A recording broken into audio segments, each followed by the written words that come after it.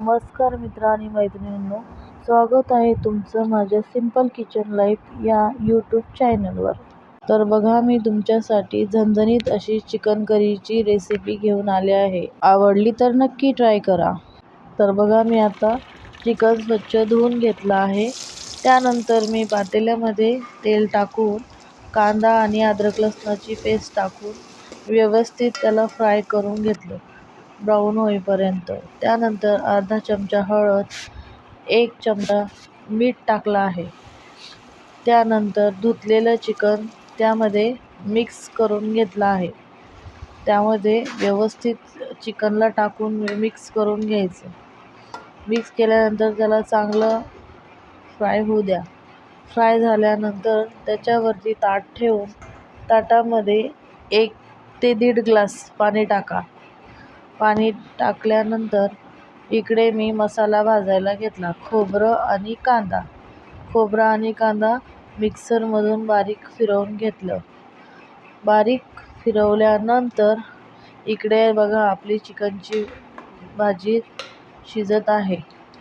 तर ताटातलं पाणी त्यामध्ये ओतल्यानंतर त्याला व्यवस्थित हलवून घ्या. त्यानंतर इकडे माझं चिकन शिजलं आहे. मग मी पातेल्यामध्ये तेल टाकून घेतलं आहे. नंतर मिक्सरमध्ये दळलेला मसाला टाकून व्यवस्थित त्याला फ्राय करून घेतला आहे. तर बघा, त्याला कसं तेल सुटत आहे. तेल सुटेपर्यंत फ्राय होऊ द्यायचं. त्यानंतर थोडी हळद, लाल तिखट, माझा घरचा मसाला आणि प्रवीण मसाला, थोडा चिकन मसाला हे सगळं टाकल्यानंतर त्याला व्यवस्थित फ्राय होऊ द्या. सगळे मसाले टाकून झाल्यानंतर तेल सुटेपर्यंत त्याला शिजू द्या. त्यानंतर आपलं शिजवलेलं चिकन त्याच्यामध्ये टाकून व्यवस्थित मिक्स करा. त्याला व्यवस्थित मिक्स केल्यानंतर तेल सुटेपर्यंत चांगलं शिजू द्या. तेल सुटेपर्यंत शिजल्यानंतर त्याच्यामध्ये सूप टाका. सूप टाकल्यानंतर त्याला उकळी येऊ द्या. उकळी आल्यावर बघा, माझी चिकन करी तयार झाली. तर बघा, त्याला किती छान अशी मस्तपैकी तरी आलेली आहे. तर तुम्हाला आवडली असेल तर तुमच्या घरी तुम्ही नक्की ट्राय करून बघा.